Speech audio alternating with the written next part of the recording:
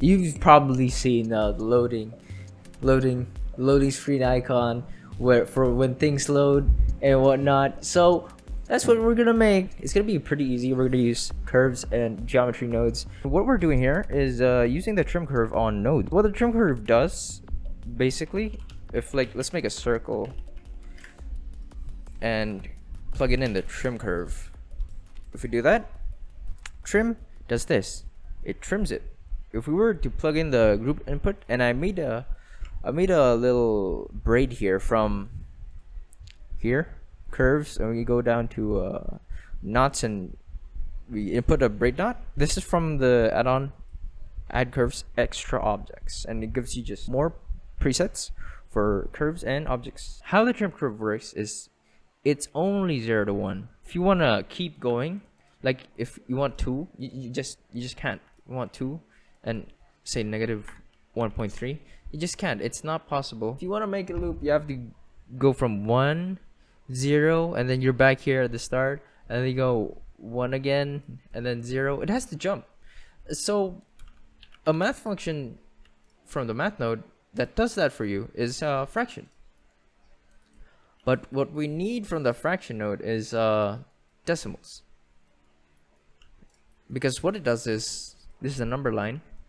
Boom, boom, boom. It's like a saw, and the peak here is 1, and after it goes like 1.1, it's gonna go back to 0.1. So what you're gonna get is values from 0 to values less than or equal to 1. We're gonna plug it into the end, and as you can see, if we just move it, it does that for us.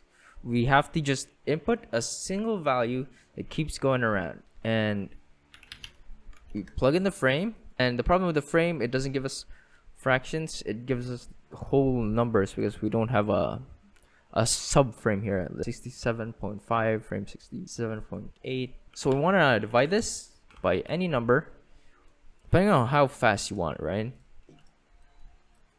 Now, we don't want to neglect this. We don't want to neglect the tail. So if we plug in the fraction here, it disappears, because there's basically no difference. If this is 0 and this is 0, it's fully trimmed. There's no curve. We want to offset that.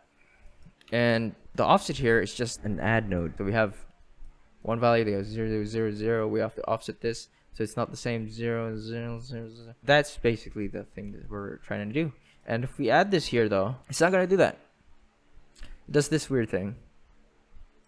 It does this weird thing because the outputs you're getting, it's like from here, it's between 0 and 1, right?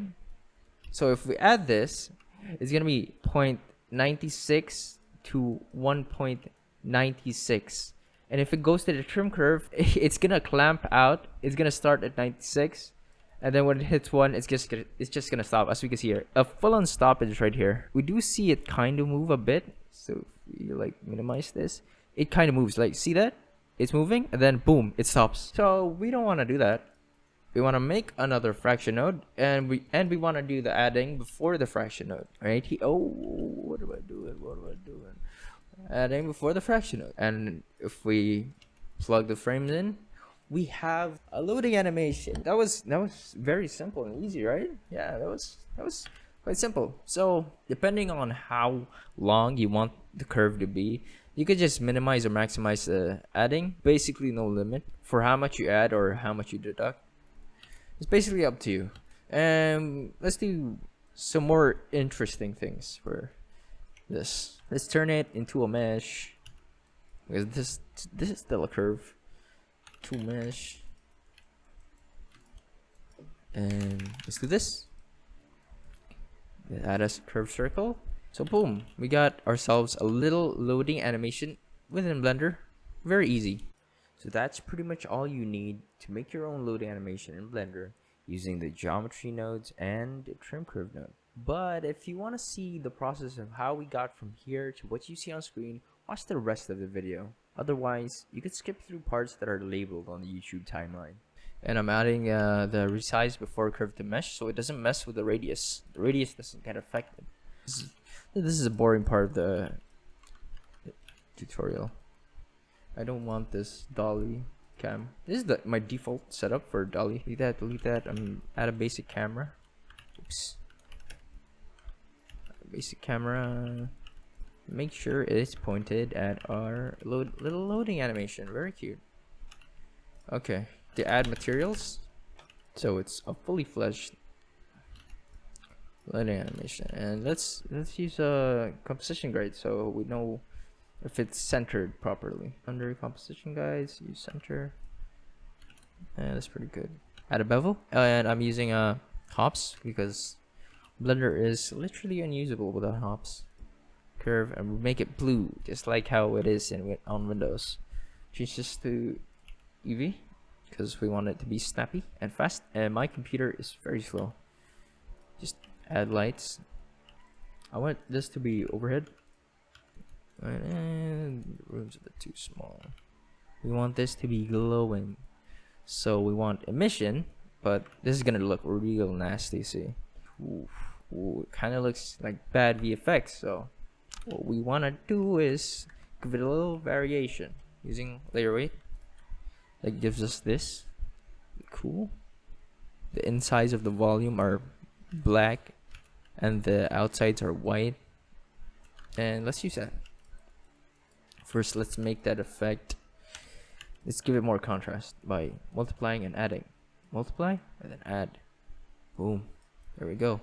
Like this is like pitch black, and this is just one. If we clamp this, don't forget to clamp. There you go. A bit too much. I wanted to have a bit of more fall off. Yeah, it's nice. I learned that from Ducky. I mean, not layer weight, but adding that to emission. Pretty good tip from Ducky. Ducky 3D. If you don't know who Ducky 3D is, he's like a long time Blender guy. Has been here since 3.8 and has taught me a lot since then. I don't want this to be shiny. Too shiny. It has to be reflective though. Like that's cool. Let's add a bit more to the mesh using separate XYZ, using generated because generated gives us 0 to 1, 0 to 1 to 1, depending on like the min max of the geometry. See, that's 0 and this is 1, but it totally depends on the object though. Like it's gonna change because since we're trimming the geometry, the curve, 0 is gonna change frequently, very frequently. Look at that. So that's weird. So what you want to do is use object because it's gonna be constant, and it's too much contrast. If we plug that into multiply and add, you soften that by you soften a bit. I plug this into a color ramp. Get this, boom. Shift the hue, make it more saturated, and then pull the value. There's literally no difference though. Should I make it more apparent? I don't know if I dig that. And instead of using RGB, we should use HSV, so we get better interpolation. So boom, it goes to like a bit of blue before we go light.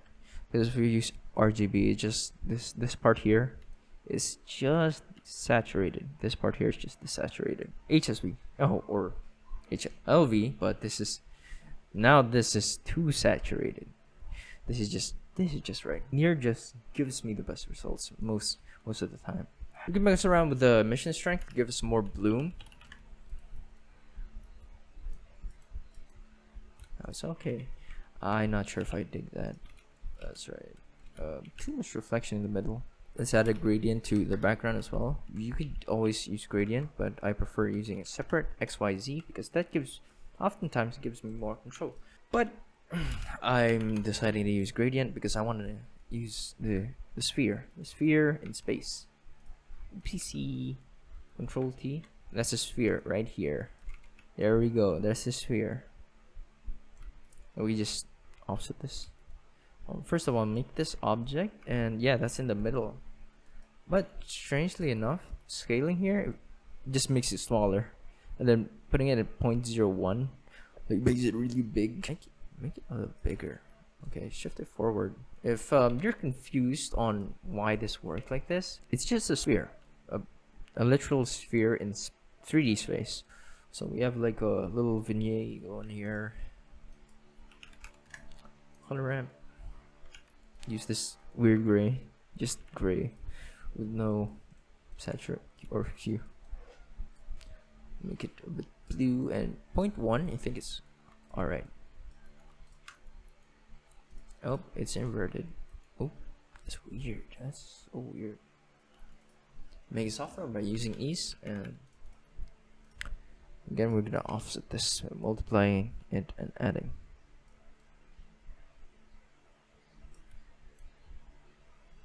I don't like this color here, so I'm just gonna make it violet. It's pretty nice. Ooh.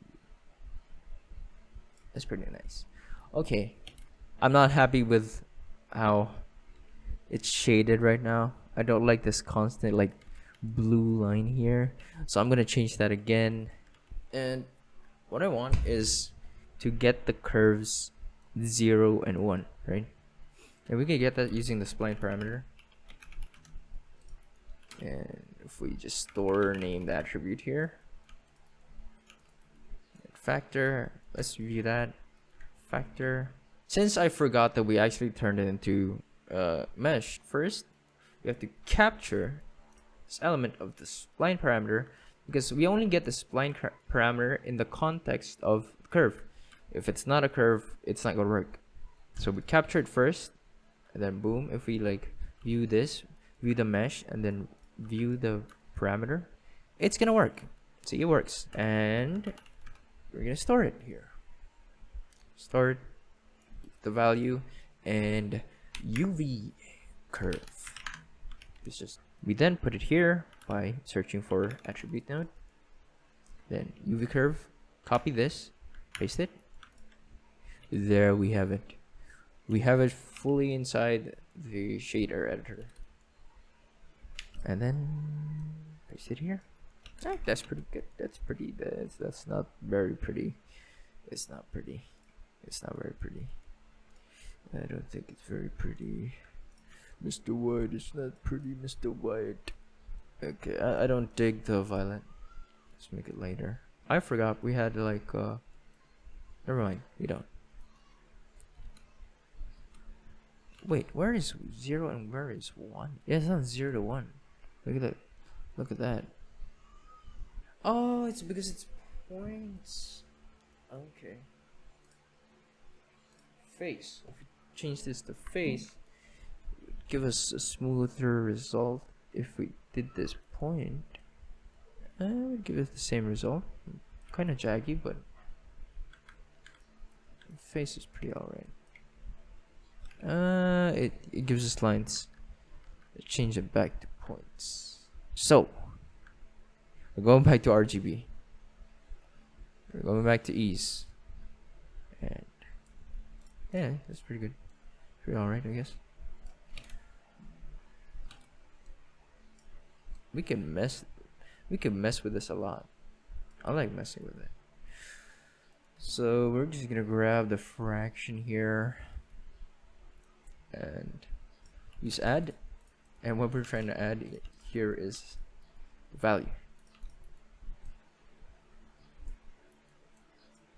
If we do that, it's gonna see it's popping out. Boom, boom. I'm not sure how I feel about that. I think I should just use a sign instead of add. The same scene time. I don't like how I have to like move there.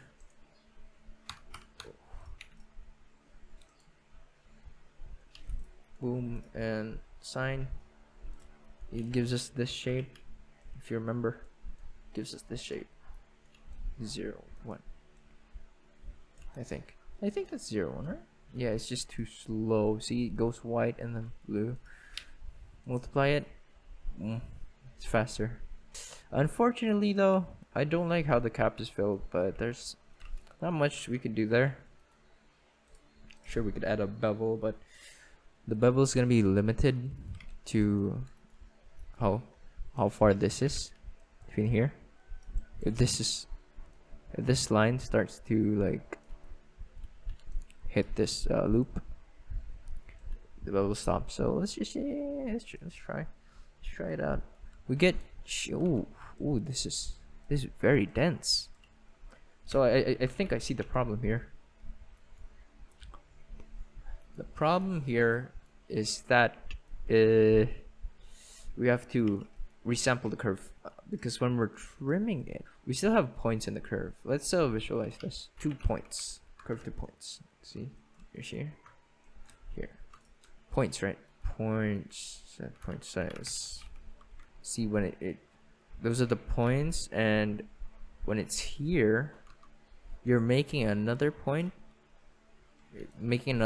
and there's already another point here. Since the trim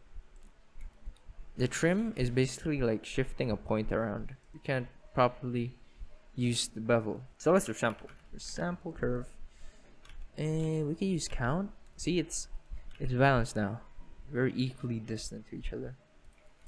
Use bevel. Whoa, oh, that's good. I didn't expect we'd go this far, but that's nice. Ooh, I go back. This is very rough, so we have this shaded smooth. Boom. And then if we subdivide it, no, we can't subdivide it here. We have to subdivide it here at the modifier level. If we subdivide it in the geometry nodes, this is gonna happen. Boom. It's gonna break it because it's gonna look like this. It's gonna have pinching, and then the bevel node is gonna detect sharp edges here. Like, oh, that's 45 degrees or 30 degrees. I'm gonna bevel that, bevel this. So of course, delete that, and ooh, now it's looking nice. It looks nice. Ooh. You know what? I want this to be stepped. I wanna experiment with like step interpolation. We could do that using map range. If we change this linear here into step linear, we get steps. Very cool. Just increase the number of steps. Does that look nice? Maybe. I think the changes in the colors are not big enough for me to be impressed, so let's make another color ramp with different colors so we could just test if it looks. Oh, that looks nice. Okay, I think that looks good. I think I kind of dig that. Yeah, that's basically it. So let's do a little node review here. We have our group input. This is the circle, and then we trim it, and how we're trimming it is we're using the fraction so that we can animate it using the scene time, or we can do it manually, but we're using the scene time, making it slower by using divide, and it's gonna go in circles because of what I explained a while ago.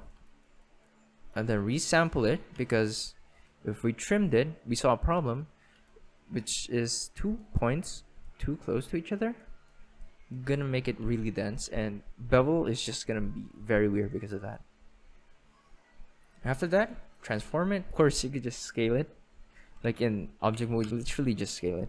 I'm just making life harder for myself, but capture attribute spline parameter, because we want our little loading animation to be colored like 1 to 0 with the little gradient for itself. We're capturing the spline parameter factor, because factor gives us 1 to 0 from the spline start to its end. The reason for capturing it is so we can transfer it to our mesh, because we need to turn our curve into a mesh. So after turning it into a mesh, we then store spline parameter data does it automatically for us. It interpolates the spline to the points on the mesh because we pick points, don't pick face. Face is gonna give us very weird results. We're using this add thing so we can animate it a bit, as you can see here. The white pushes here, and then boom, it's gone. Oh no, it pushes again. It's like a wave animation. Put the material on it, and then shade it smooth, so we don't have problems with the bevel. That's pretty much it. I'm gonna upload the nodes. This picture and Blender file available on Patreon if I do make a Patreon soon. All right. Apology. I apologize if I'm going a bit fast in this video. I sound like I'm caffeinated, honestly. That's because this video was filmed a few months ago, and right now it's May 12th. I don't even know if I'm gonna upload it tomorrow, but that's the plan, goddammit. And it's only gonna get better from here, I promise.